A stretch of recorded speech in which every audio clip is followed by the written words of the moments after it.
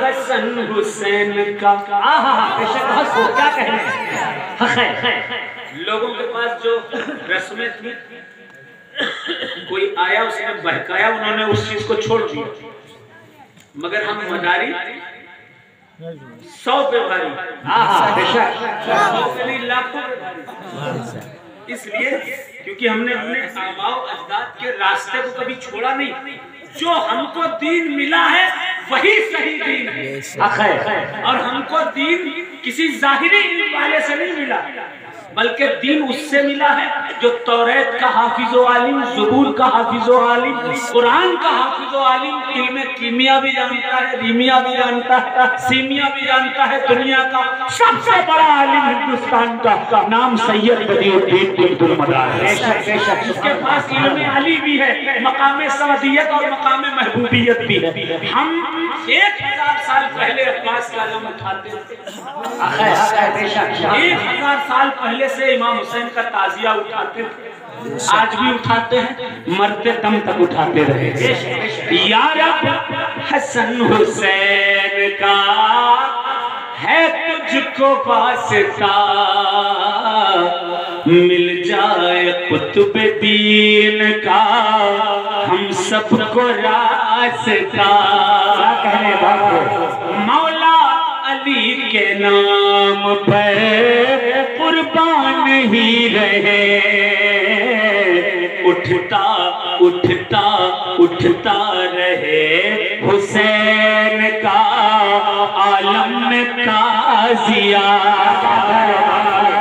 कहना यही है अश्कों की,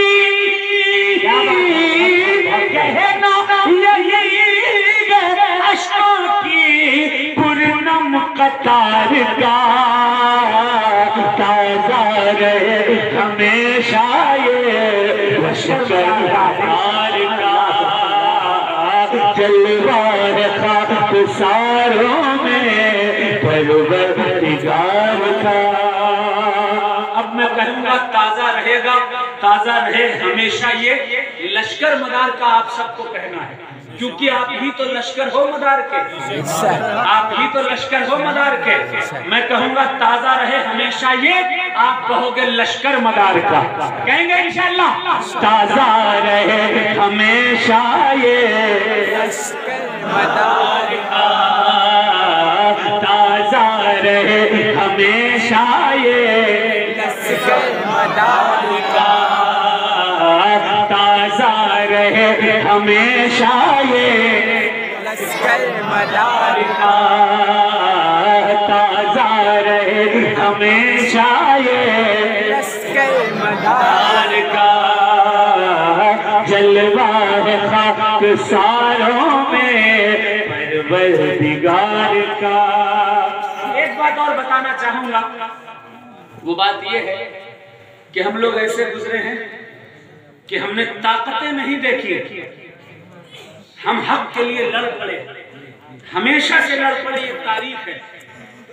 मैं कोई भी बात विदाउट एनी प्रूफ नहीं करता। इंटरनेट पर जाइए और मेरे भाइयों लिखिए द फकीर एंड सन्यासी रिबेलियन। 1750 में जब अंग्रेजों ने स्टेब्लिश की ईस्ट इंडिया कंपनी, तो 10,000 मदारियों की फौज लेकर जो भिड़ गया था अंग्रेजों से, उसका नाम मजनू शाह मलंग मदारी था।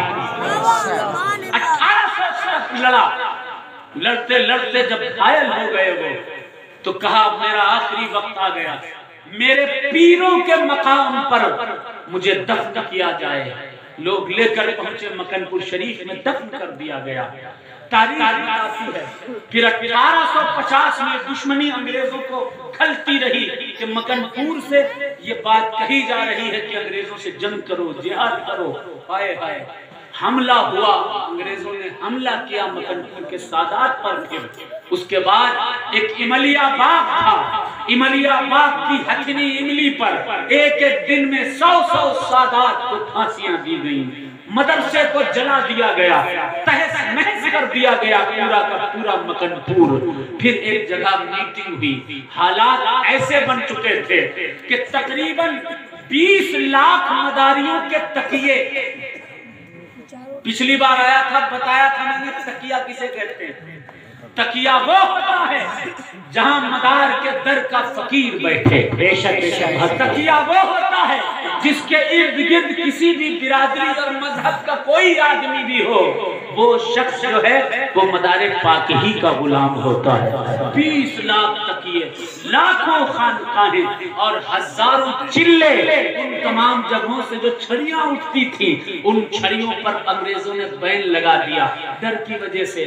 17 तारीख को मदारी खुलफा अपने अपने मकाम पर ही, वो जो है अपने मकाम पर ही उर्स करने लगे। 16-17 तारीख को हालात ऐसे हो गए, मीटिंग हुई। मीटिंग में ये तय किया गया कि जहां जहां भी मदारी आस्ताना है, लोग छोड़ छोड़ कर भाग रहे हैं खौफ से, लेकिन कुछ न कुछ निशानी होनी चाहिए जो आने वाले वक्त में बता दे कि ये आस्ताना मदारियत का हुआ करता था, या तो दीवानगान का, या आशिकान का, या खादिमान, या फिर तालिब का, मलंगों का यह आस्ताना हुआ करता था। मलंग किसी और सिलसिले में नहीं होते।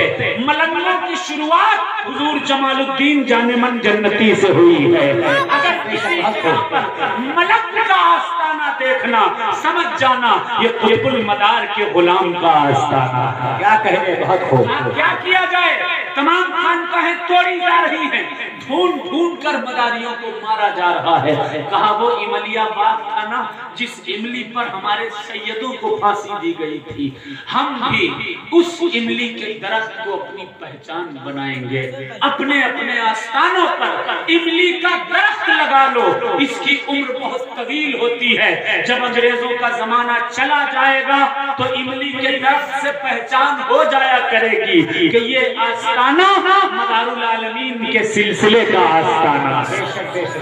अगर कहीं 5 निशानियां मिले, अगर जमीन पर धूनी है, अगर इमली का पेड़ है, दोनों है, अगर गंजतन का पंजा लगा है, या फिर माही मरातिब डंका निशान है, माही मछली के निशान को कहा जाता है। पहले मछली भी थी, माही का निशान भी था, सब कुछ था, धूनी भी है, सब यहाँ। सुभान अल्लाह। देखिए सारी निशानियां क्यों ना मौजूद होगी, मदार नगर ही तो है। सारी निशानियां यहाँ मौजूद हैं, यहाँ मौजूद हैं, लेकिन लाखों आस्थाने हैं जहाँ से खत्म कर दिए गए। इमली के दरख्त काट दिए गए। मलंग नाम था तो मलंग नाम मिटा दिया गया। मैंने तो ऐसे ऐसे आस्थाने देखे कि शजरा भी मौजूद है, उसके बावजूद वहां पर मदार पाक का नाम लिखने नहीं दे रहे थे। मैं शजरा लेकर आनंद गुजरात में पहुंचा, मैंने जबरदस्ती वहां पर शजरा नस्ब करवाया। क्यों? क्योंकि ये आस्थाना किसी के बाप की जागीर नहीं, मदार पाक की जागीर। और चिल्लों के हालात ऐसे कर दिए गए कि चिल्ला मकान के अंदर, ज्यादातर चिल्ले, और आसपास तमाम मकान बना लिए गए। ना अब वहां उर्स होता है, ना अब वहां पर सरकार की नियाज की जाती है। और एक जगह तो बरेड़िया है गुजरात में, वहां पर एक साहब ने माज़अल्लाह सरकार का चिल्ला तोड़कर अपने अब्बा की मजार को वहां बना दिया, अपने अब्बा को घुसा दिया वहां पे। अब आदमी जा रहा है मदार पाक सरकार का फातिहा करने के लिए, लेकिन अब्बा का फातिहा पढ़ा जाता है। तो इतना ज्यादा जुल्म हुआ है इस सिलसिले पर, नाम मिटाने की इतनी कोशिशें की गई इस सिलसिले की कि किसी और के लिए अगर किया जाता तो उसका नाम मिट जाता, लेकिन मदार का नाम का रखवाला कोई और नहीं बल्कि कमली वाला है। इसीलिए कल भी जगमगा रहा था, आज भी जगमगा रहा है, और कयामत तक ये जगमगाता रहेगा। बेशक सुभान अल्लाह, सुभान अल्लाह। सोचिए जरा, एक शेर पेश करता हूँ। अगर 5 निशानियां जो मैंने बताई कहीं मिलती हैं तो किसी